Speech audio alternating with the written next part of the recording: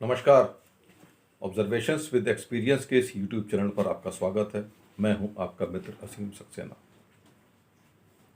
कहा जाता है कि बुद्धि विद्वानों के संग में रहती है, पुस्तकों में रहती है, भ्रमण में रहती है। विद्वानों के संग में रहने का क्या मतलब है, इसको मैं एक एग्जाम्पल के तौर पे आपके साथ शेयर करता हूँ। मैंने किसी कंपनी में ज्वाइन किया। एमडी ने कहा कि भाई ज्वाइनिंग के दिन, जिस दिन मैंने ज्वाइन किया, उन्होंने कहा I need a report on every second and fourth Saturday on my table at 10 AM। ठीक है, मुझको अपने ऑडिट ऑब्जर्वेशंस की रिपोर्ट देनी थी। रिपोर्ट तो साधारण सी होती है, जो भी मैं लिख रहा हूँ वो उनको पहले से पता होता है। वो तो खाली चेक करते हैं कि मैं कितना नज़दीक हूँ उन घटनाक्रमों के। क्योंकि कई बार ऐसा हुआ है, मैं एक बार किसी दूसरी कंपनी में किसी डायरेक्टर का पीएस था, वहाँ बैठा हुआ था उनके साथ। तो फ़ोन आया कि बाबूजी ऐसा ऐसा हो गया है। ठीक है। दोबारा फिर फ़ोन आया, बाबूजी ऐसा ऐसा हो गया है। ठीक है। दोबारा फिर फ़ोन आया किसी तीसरे आदमी का कि जी ऐसा ऐसा हो गया है। उन्होंने फ़ोन रख दिया। फिर मेरे से बोले ये लोग समझ रहे हैं, मेरे को कुछ नहीं पता। ये रिपोर्ट दे रहे हैं रात के 11:30 बजे की, मेरे पास सुबह 5 बजे की रिपोर्ट है कि ये क्या क्या हो चुका है, ये लोग अभी कितने पीछे हैं। यानी एमडी जो हैं वो इस बात से अंदाज़ लगाते हैं जब हम रिपोर्ट उनको देते हैं कि हम उस घटनाक्रम के कितने नज़दीक हैं। क्योंकि उनको तो कंप्लीट पूरी रामायण पता होती है। उनको यही नहीं पता कि सीताहरण तो हुआ ही नहीं है। अभी तो सीताहरण होगा, फिर रावण वध होगा। अभी तो इनको पता ही नहीं, ये तो अभी वनवास में घूम रहे हैं। तो हमारे पास पूरी जानकारी होनी चाहिए। हम एमडी तक जाएं उसके पहले हमारे पास कंप्लीट नॉलेज होनी चाहिए। ये भी किसी ज्ञानी के साथ बैठ के ही अनुभव प्राप्त हुआ था। तो मैंने उस कंपनी में ज्वाइन किया और मैंने टाइमिंग्स के ऊपर विशेष ध्यान रखा।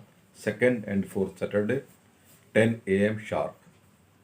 जब वो आते थे अपने सीट के ऊपर तो वो मेरी report with covering with the same language जो उन्होंने बोला था उनके टेबल पर रखी होती थी। ईश्वर की कृपा से हैंड राइटिंग अच्छी थी। हैंड राइटिंग से मैं उनके मन में आ गया। वो समय था जब कंप्यूटर उतने ज़्यादा पॉपुलर नहीं थे। स्टेनो चलता था और मीटिंग हो रही थी। मीटिंग में देखिए भगवान सिखाते कैसे हैं। जो चीज़ मैंने कभी नहीं पढ़ी वो उन्होंने प्रैक्टिकल सिखा दी। मैंने थ्योरी में कुछ नहीं पढ़ा। पढ़ाई जाती हैं प्रोफेशनल कोर्सेज के अंदर।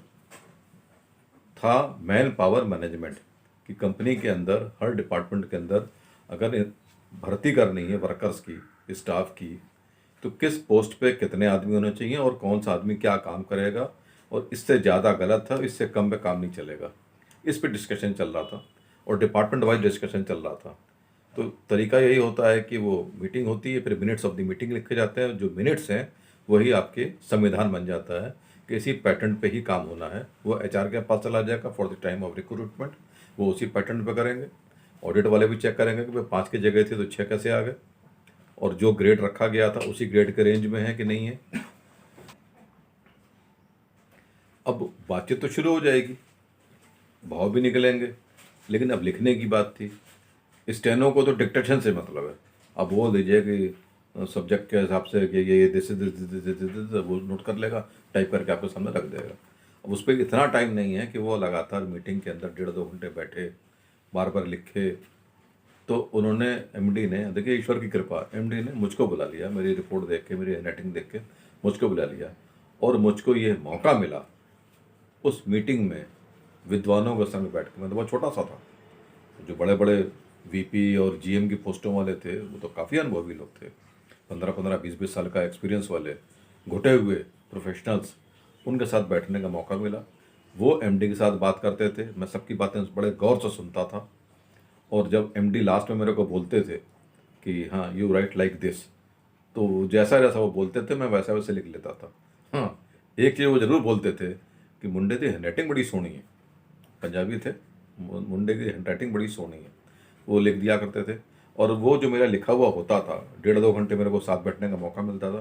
मेरी फ्री में प्रैक्टिकल क्लासेस हो रही थी, बिना मेरे से एक भी सवाल पूछे हुए। हाँ, मैं सब कुछ ग्रैप्स कर रहा था, सब ले रहा था अपने दिमाग के अंदर कि क्या क्या कैसे कैसे होता है। ये मेरे आज भी काम आता है। लोगों को हैरत होती है कि इसको कैसे पता है ये सब चीज़ें। उनको नहीं पता, ये भगवान जब सिखाते हैं तो किस तरीके से सिखा देते हैं। मुझको एकलव्य बनने की ज़रूरत नहीं पड़ी। मेरे लिए द्रोणाचार्य खुद ही प्रकट होते गए, सिखाते गए और अपने अपने रास्ते से मेरे को भेजते गए कि अब तू इधर जा। जो रिपोर्ट तैयार हो जाती थी मिनट्स, उस पे एमडी एक बार नज़र तो पढ़ते चलते थे साथ साथ कि मैं क्या क्या लिख रहा हूँ।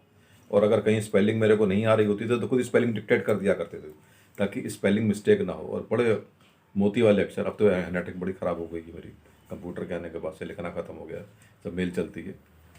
और वो उस पर साइन कर दिया करते थे, अप्रूव्ड, और उसकी फ़ोटो कॉपियाँ जो है वो सर्कुलेट हो जाती थी और वो संविधान बन जाता था। तो ईश्वर जब सिखाने पे आते हैं तो वो मौका देते हैं। सीखना आपका काम है। अगर मैं सिर्फ एक टाइपराइटर बन के काम कर देता बिना सोचे, अगर काम फंसा दिया मेरे को इस काम की तनख्वाह थोड़ी ना मिलती है, मैं क्यों करूँ ये काम, क्योंकि वर्कलोड तो बढ़ जाता था। इस काम के बाद जो मेरा काम 1.5 घंटे का 2 घंटे का जमा हो जाता था उसको मैंने निकालना होता था, तो मेरे को जाहिर जाहिर सी बात है ज़्यादा मेहनत करनी पड़ती थी। तो जो उस ऑफिस टाइम का मटर गश्ती का पीरियड था वो कम हो जाता था, नहीं हो जाता था। कई बार देर तक भी बैठना पड़ता था, कई बार संडे को भी आना होता था। मैं स्वेच्छा से गया क्योंकि मेरे को सीखने का मौका मिल रहा था, फ्री फंड में, फ्री में, बिना किसी मदद के, बिना किसी पैसे दिए, इनाम के साथ, आशीर्वाद के साथ, प्रशंसा के साथ कि मुंडे दी हैंडराइटिंग बड़ी सोहनी है। ये मेरे को शब्द आज भी याद है। मैं उन एमडी को धन्यवाद करता हूँ कि आपके साथ मैंने बहुत कुछ सीखा है, आज भी हैं। मैं उनको नमस्ते भेजता हूँ, उनका जवाब आता है। और चीज़ें सिखाने के लिए ईश्वर रास्ते बना देते हैं। सीखना और समझना इशारे को, वो हमारा काम होता है। हम इशारे की सीढ़ियाँ पकड़ते चलेंगे, ऊपर चढ़ते चलेंगे। अगर हम अपनी ईगो में, अपने अहंकार में उन रास्तों को नहीं पकड़ेंगे, इशारों को नहीं समझेंगे, अपनी ऐंठ में रहेंगे कि मैं क्यों करूँ, मैं कोई नौकर लग रहा हूँ, तो फिर आप बैठे रहो साइड में, कोई और आ जाएगा। भगवान श्री कृष्ण ने भी अर्जुन से कहा था कि इन सबको तो मैंने मार रखा है, तेरे को तो खाली क्रेडिट मिलेगा, तेरे तो खाली तीर चलाने हैं। और इस चीज़ का खुलासा उन महात्मा ने भी किया था। उन्होंने बोला कि तू क्या तीर मार रहा था, तू तो इधर से उधर फेंक रहा था, ये तो भगवान श्री कृष्ण से कोई तीर पकड़ पकड़ के घूम रहे थे लोगों के सीने में। तो स्थिति तो बड़ी क्लियर है। तो जो कुछ भी है हमको सिर्फ क्रेडिट मिलता है, हमने बस ईश्वर के रास्ते पर चलना होता है। आज के लिए बस इतना ही। आपका दिन शुभ हो। नमस्कार।